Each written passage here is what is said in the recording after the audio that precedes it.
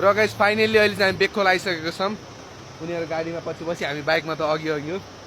scooter त्यहाँ छ bike यहाँ छ र यो ठाउँको नाम चाहिँ बेकखोला भन्छ मेन भनेको होइन बेग भन्ने यतातिर होला गरे अनि त्यहाँ बेग भन्ने फेरि काली भेगको एउटा गाउँको नाम हो अनि बेकखोला भनेर एउटा खोला आएछ त अनि मलाई यहाँ आउँदा बित्तिकै तपाईँलाई एउटा किस्ता सुनाउनु मन लाग्यो यो खोला एकदिन मेरो साथीले एउटा भिआर बाइक बेचेको थियो होइन अनि त्यो भिआर बाइक चाहिँ यतैतिरको मान्छेलाई बेचेछ अनि पास नि गरेको थिएन त्यो बेलाखेरि भिआर भनेको त आम्मा चल पहल बाइक हो कि 150 सिसी भने त्यो बिग्रा गऱ्यो तर चल पहल दिने बाइक भनेको भिआर कुन त भिआर गाउँतिर टाटा टाटा टाटा गरेर लैजाने अनि अहिले त यो सानो पहिला हामीले यहाँ भिडियो पनि बनाउने यो खोलामा गरेर कहिले ठुलो कहिले सानो पानी पऱ्यो भने बढ्छ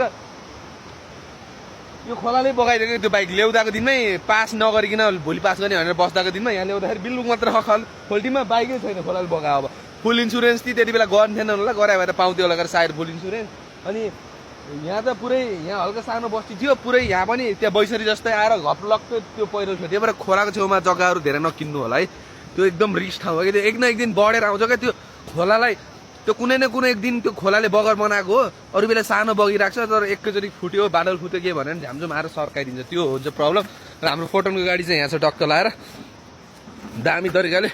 सो केटाहरूले पनि रेस गरिरहेछन् दामी तरिकाले पानी खाँदाखेरि कसरी बिरामी मान्छे म त पानीको ओके भन्ने होला नरिसाउने होला होइन के हो र गाइस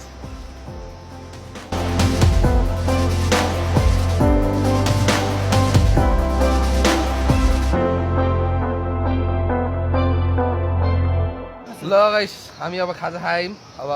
रात पनि परिसक्यो उनीले टिकटक बनाउनुको हेर नि त्यहाँ नाचेको ल के हो त्यस्तो डान्स गरेको गाउँको भनेको रमाइलो क्या बाटोको छेउमा बस्यो टक्क कोको क्यारेटहरू हुन्छ पुरानो बाइकहरू हुन्छ फुलहरू हुन्छ फोटो एक्सन आफ्नो दोस्टलाई आफ्नो मात्र राम्रो हिँड्यो भन्नु होला नि त टट होइन होइन तपाईँले जिस्काएर भनेको आफ्नो दोस्त भन्नु चाहिँ दोष रे टाढे भएर दोष